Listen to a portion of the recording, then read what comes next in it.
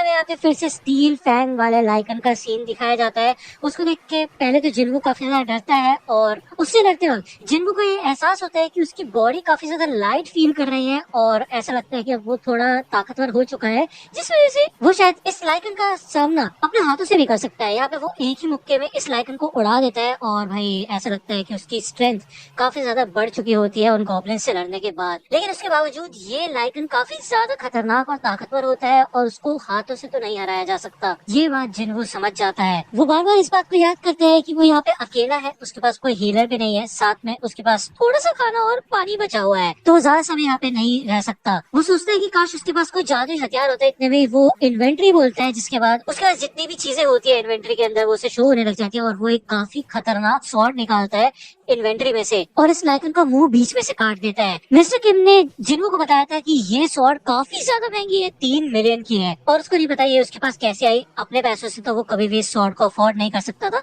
कुछ नोटिफिकेशंस आते हैं कि जिन्वो यहाँ पे लेवल अप हो चुका है। तभी यहाँ पे 2 और लाइकन आ जाते हैं और इनमें से एक लाइकन इस स्वॉर्ड को पकड़ लेता है, लेकिन इस स्वॉर्ड को वो तोड़ नहीं पाता। जिसके बाद यहाँ पे जिन्वो थोड़ा साहस लेके आता है और अपनी पूरी ताकत का इस्तेमाल करके वो इस लाइकन का पूरा सर बीच में से काट देता है। वो यहाँ पे इन लाइकन्स को उस गॉड से कंपेयर करता है और वो दिखता है कि यार मतलब उस गॉड के सामने तो ये बीस्ट कुछ भी नहीं है, इनकी कोई औकात ही नहीं है उसके सामने। तो ये एक बीस्ट बचा होता है और यहाँ से भाग जाता है ये लाइकन, ठीक है ना। जिसके बाद हमें दिखाया जाता है कि जो जिन्वो का स्टेटस होता है वो लेवल 2 पे आ चुका होता है और धीरे धीरे करके उसकी स्ट्रेंथ वगैरह बढ़ रही होती है, ठीक है ना। वो ये नोटिस करता है कि पहले तो वो नॉर्मल जब स्ट्रेंथ ट्रेनिंग वगैरह कर रहा था तो उसकी एबिलिटीज इतनी ज्यादा तेजी से नहीं बढ़ रही थी जितना अभी लड़के बढ़ रही है।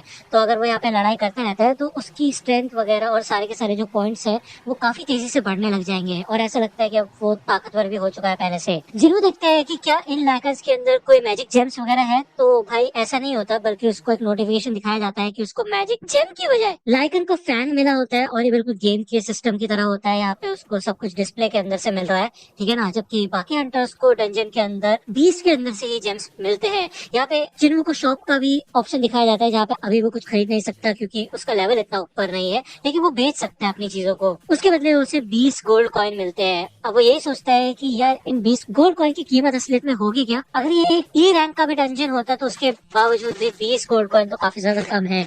उसे ये बात पता होती है कि अगर उसको एक बार टेलीपोर्टेशन स्टोन मिल जाएगा तो यहाँ से बच के भाग सकता है, क्योंकि इस डंजन के बॉस को हराना काफी ज्यादा मुश्किल भी हो सकता है ना। लेकिन अगर वो ऐसी लेवल अप होता गया और भी ज्यादा ताकतवर बन गया तो शायद वो उसका सामना कर पाए, लेकिन उसे ये नहीं पता है कि उसे ये टेलीपोर्टेशन स्टोन मिलेगा कहाँ से। तभी हमें यहाँ पे दिखाया जाता है कि काफी सारे लाइकन इधर आ जाते हैं भाई, तकरीबन 30 लाइकन इधर होते हैं और जिन्वो फिर से इन लोगों से लड़ने के लिए तैयार होता है और वो डरता नहीं इस बार। उसके पास काफी अच्छा हथियार होता है, जिसके बाद वो एक के बाद एक इन सबको स्लाइस करना शुरू कर देता है। वो याद करता है कि वो एक हंटर क्यों बना था, अपनी मॉम के मेडिकल बिल्स को पे करने के लिए और अपनी सिस्टर को सपोर्ट करने के लिए।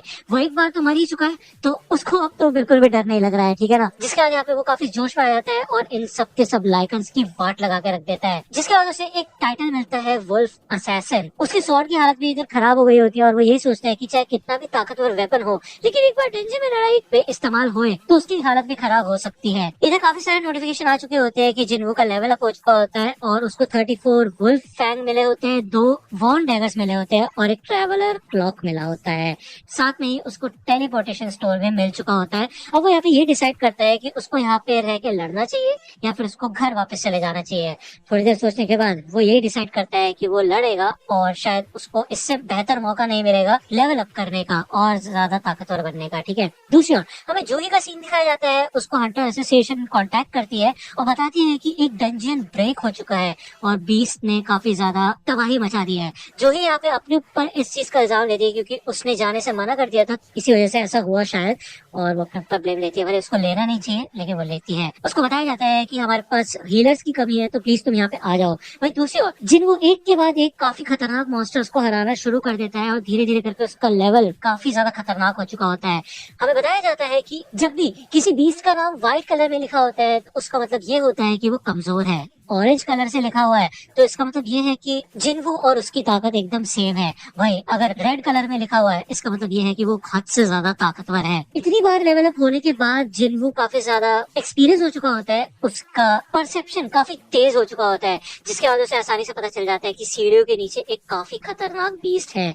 उसका स्टेटस जो होता है वो लेवल 15 पे पहुंच चुका होता है और कितनी भी मेहनत कर ले अब वो उसका लेवल काफी देर से नहीं बढ़ा है। उसकी स्वॉर्ड भी ज्यादा देर नहीं चलने वाली, लेकिन उसके बावजूद वो नीचे आता है। यहाँ पे स्टेशन में पानी भरा हुआ होता है और वो ये कहता है कि मेरे हिसाब से तो यहाँ पे इतनी लंबी सीढ़ियां नहीं थी और ऐसी हालत नहीं थी स्टेशन की। तभी यहाँ पे इस पानी के अंदर से एक बीस्ट निकलता है और जिन्हों की स्वॉर्ड भी तोड़ देता है। यहाँ पे ये बीस्ट सामने आता है और इसका नाम ऑरेंज में लिखा होता है, ब्लू वेनम फैंग कसाका। कसाका यहाँ का बॉस होता है और उसकी जो ये स्किन या फिर मैं कहूँ स्केल्स इतने ज्यादा आर्मर्ड होते हैं कि इन स्केल्स की वजह से जिन्हों की इतनी खतरनाक स्वॉर्ड भी टूट चुकी होती है। वो पहले से काफी कमजोर थी लेकिन फिर भी टूट चुकी होती है। तो यहाँ पे जिन्हों किसी तरह उसको डैमेज पहुंचाने की कोशिश करता है, लेकिन कसाका यहाँ पे काफी ज्यादा खतरनाक होता है और इतना खतरनाक होता है कि वो यहाँ पे जिन्हों को पटक पटक के मारता है। लेकिन जिन्हों का कॉन्फिडेंस यहाँ पे काफी ज्यादा बढ़ चुका है, वो यहाँ पे हारने नहीं वाला और वो अपने आप को मोटिवेट करता है इधर कि वो ऐसे पड़ा नहीं रह सकता, ये जिंदगी जो चल रही है उसकी बेकार सी। जहाँ पे उसको weakest Hunter of all Mankind का टाइटल दिया गया था, यानी कि पूरी इंसानियत का सबसे कमजोर हंटर। तो उसको ये चीज चेंज करनी होगी।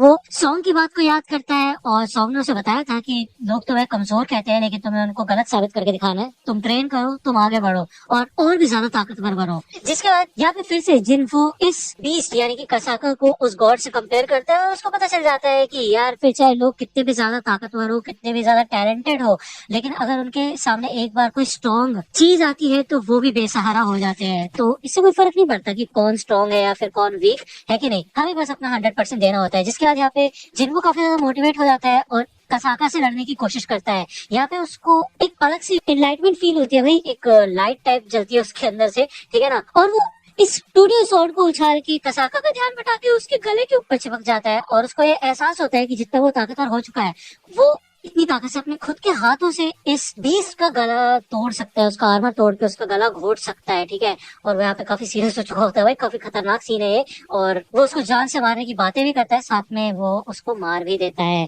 कसाका यहाँ पे फाइनली मर जाता है और जिनको भी काफी ज्यादा खुश होता है और वो कहता है ऐसा लगता है कि मैं थोड़ा बहुत स्ट्रॉन्ग तो हो ही गया हूँ। कसाका को हराने के बाद जिनको को एक काफी खतरनाक डैगर मिला होता है जो कि दांतों से नहीं बल्कि हड्डियों से बना होता है। इससे वार करने के बाद सामने वाला ओपोनेंट थोड़े समय के लिए हिल डुल नहीं सकता, पैरालाइज हो सकता है और ये डैगर सी रैंक का होता है, ठीक है ना। इसके अलावा उसको एक वेनम ग्लैंड भी मिला होता है कसाका का, जो कि ए रैंक की डिफिकल्टी का होता है और ये एक तरीके का पॉइजन होता है। यानी कि अगर जिन्वो इस पॉइजन को पीता है तो उसका फिजिकल डैमेज तो 20% तक बढ़ जाएगा, लेकिन जो उसके मसल्स है वो 35% तक खराब हो सकते हैं और हमेशा के लिए खराब रहेंगे वो, ठीक है ना। तो ये एक तरीके से जहर ही है। अब क्योंकि जिन्वो ने इस बॉस को हरा दिया है तो ये स्टेशन अपने पुराने रूप पे आ चुका होता है। जिन्वो हैप्जोंग स्टेशन से बाहर निकलता है तो देखता है यहाँ पे कोई होता नहीं है, गार्ड होता है और वो पहले तो जिन्हों को पहचानता नहीं कि वो एक हंटर है, लेकिन उसको देख के वो उसको काफी रिस्पेक्ट देता है और वो कहता है कि अच्छा आप हंटर हो, चलो मेरे साथ चलो। यहाँ पे ज्यादातर 20 को तो हरा दिया है लेकिन सिर्फ अब एक बॉस बचा हुआ है। तो जिन्हों कहता है ऐसा लगता है कि एक डंजन ब्रेक हो चुका है। तो यहाँ पे अब आपको पता है जिन्हों का परसेप्शन काफी तेज हो चुका है, यानी कि उसको एकदम से एहसास हो जाता है कि सबसे ताकतवर बीस्ट कहाँ पे है। तो उसको पता चल जाता है कि यहाँ पे एक काफी खतरनाक बॉस घूम रहा है और इससे यहाँ पे कुछ लो रैंक के हंटर्स लड़ने की कोशिश कर रहे होते हैं, लेकिन ये बिल्कुल भी उसका सामना नहीं कर पाते क्योंकि इस बीस्ट के आसपास एक शील्ड टाइप बनी हुई होती है, ठीक है। इनके साथ जूही भी होती है और वो काफी ज्यादा डरी हुई होती है। भले वो एक हीलर है लेकिन भाई गॉड के डर की वजह से वो अभी भी यहाँ पे सदमे में होती है। जिनको ये सब देख के समझ जाता है कि वो अभी भी सदमे में है और उसको ये भी पता चल जाता है कि ये बॉस उससे तो कमजोर ही है जिसको वो अभी हरा के आया है, यानी कि कसाका को, ठीक है ना। तो यहाँ पे वो अपनी टूटी हुई स्वॉर्ड को तैयार करता है फेंकने के लिए और वो अपनी पूरी ताकत लगा के इसको फेंकता है, जिससे कि इस बॉस का